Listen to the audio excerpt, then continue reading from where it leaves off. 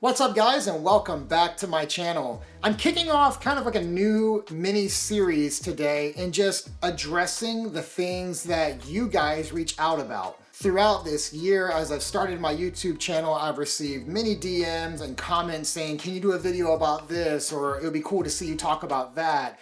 So today I'm going to take one of those topics and talk about it. And that is why in 2023, I bought a Leica M10R rather than an M11.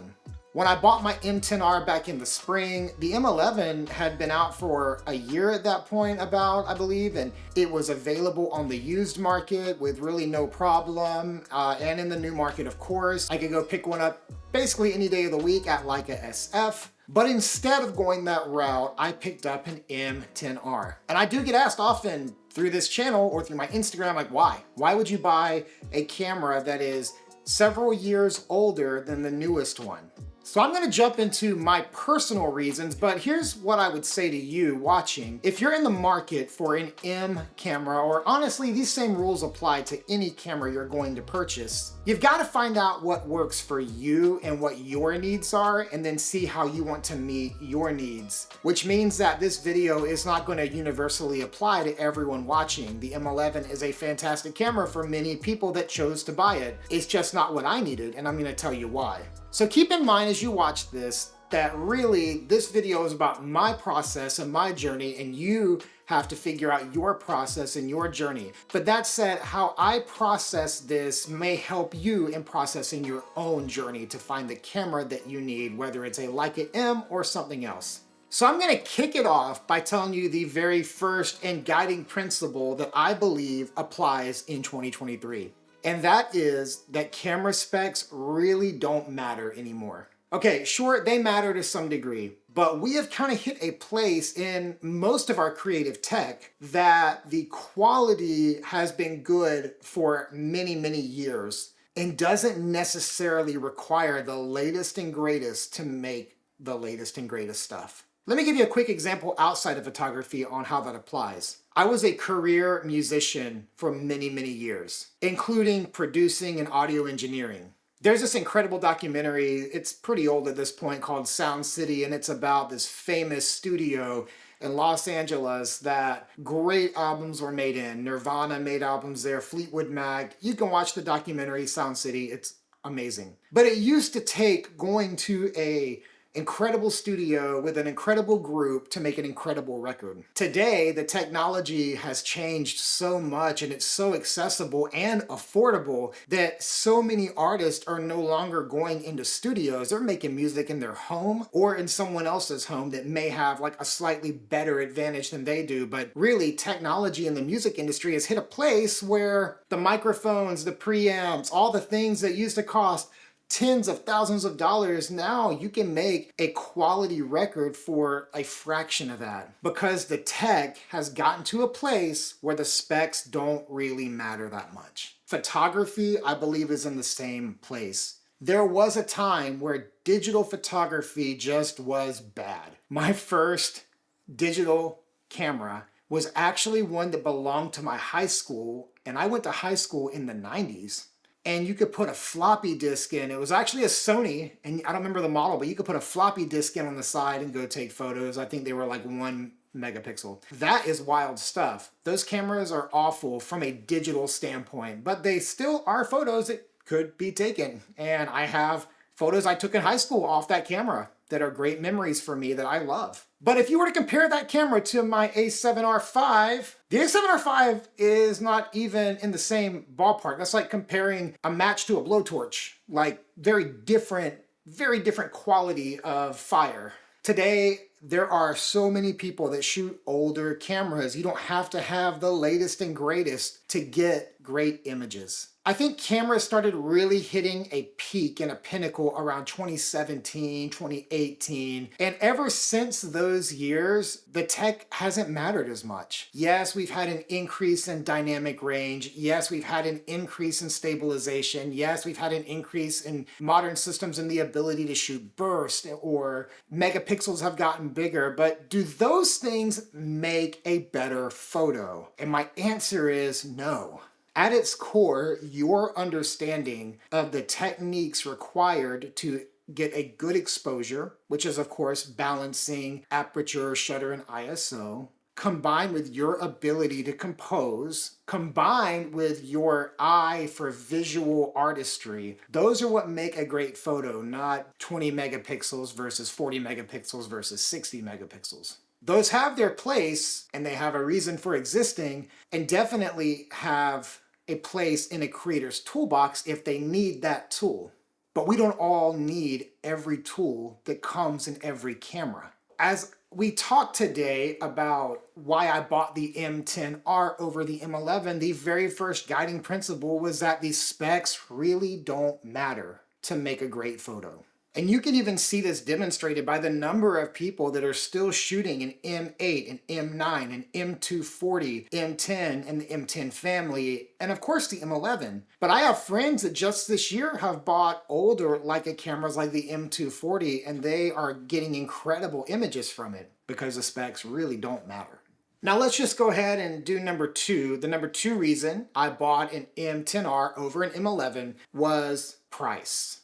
A used M11 goes for around $6,500 on the very low end to the mid 7,000s. Of course, new, it's 8 or 9,000. That is a very expensive camera. The M10R, I was able to buy for several $1,000s less, just right here in the Bay Area, used. So I saved several $1,000s by buying a camera that was a little older. And again, it didn't matter to me because the specs of the M11 don't really help me do a better job at making photos.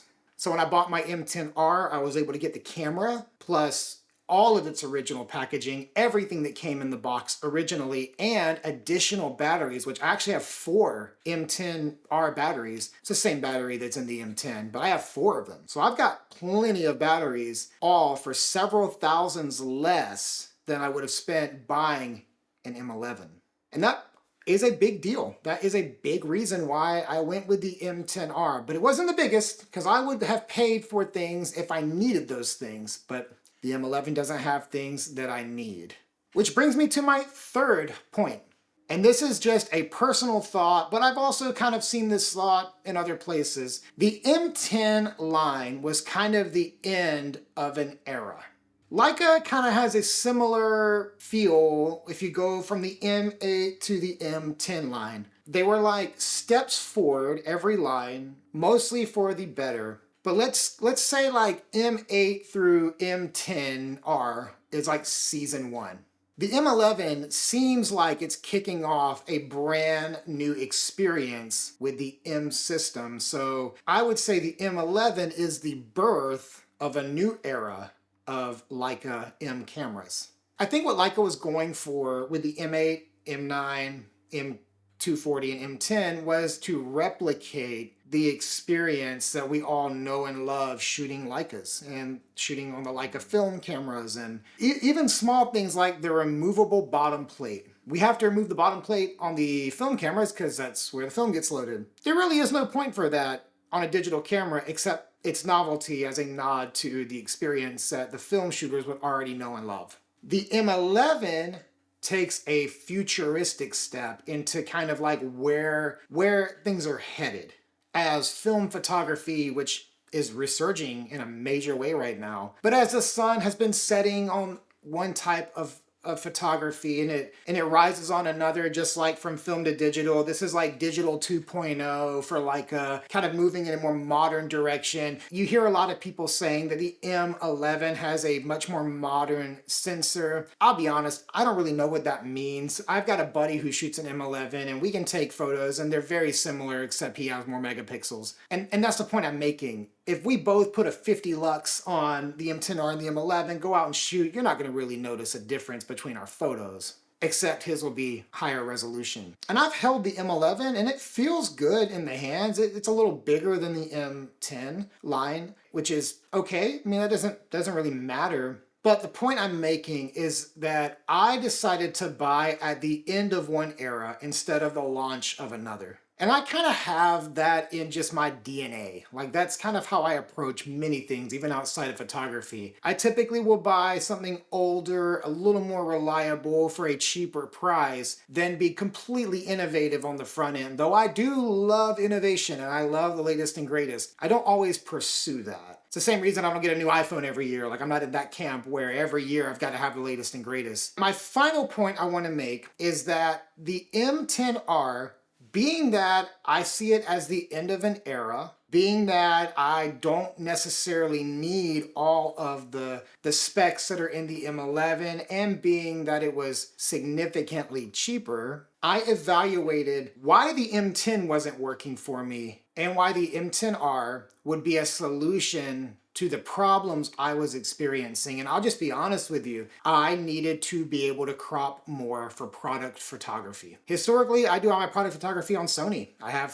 for many, many years with 61 megapixels. So I can send a flat lay, which by the way, when I say flat lays, I've mentioned it multiple times. I've mentioned it multiple times on this channel. I do a style of photography using a lot of antiques and rustic items and just random stuff I have found over the years to feature other people's products, other companies' products, especially leather goods, various like masculine clothing or boots. And I'm gonna put a link below so you can see one of my flat lay galleries, just kind of a highlight reel of some of the stuff that I've done. But I was using my M10 to take some flat lays for a client, and there really isn't a good macro solution that I have found for the M cameras to get me right up on some fine leather grain. So I rely on the ability to crop to punch into some details in a flat lay. And as much as I loved everything about the M10, I needed more megapixels, but I didn't necessarily need 61 megapixels. I have that already on the Sony a7R V. I don't even crop in enough for that to really matter.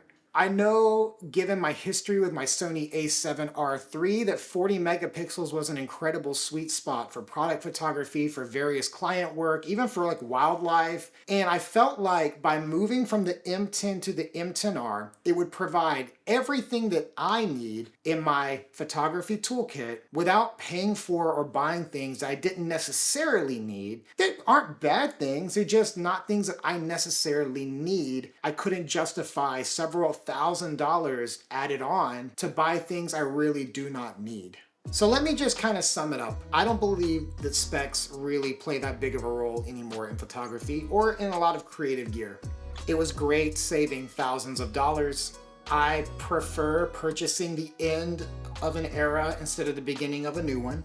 Everything in the M10R was what I needed to get the work that I do done. Now, if you shoot the M11, I think that's awesome and I'm stoked for you. It just wasn't something that I needed, and that's why in 2023, I bought the M10R instead of the M11. If you have any questions or want to talk further, you can leave a comment below or shoot me a DM on Instagram. All of my personal links are right below. Thank you guys for watching. Be sure to like, subscribe, and do all the YouTube stuff. It helps the channel out. My goodness, I am just so thankful for every one of you that are here and following along, for your comments, for your like, for your messages, for all that stuff. So I just want to thank you guys again. I will never grow weary of being grateful. Thanks for watching, and I'll see you guys next time.